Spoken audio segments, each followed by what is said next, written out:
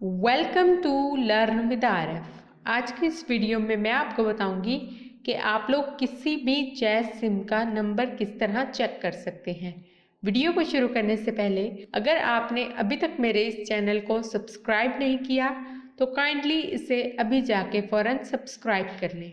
तो चलिए वीडियो को शुरू करते हैं। जैज़ सिम का नंबर पता करने के लिए आपने अपने मोबाइल पे डायल करना होगा *99#।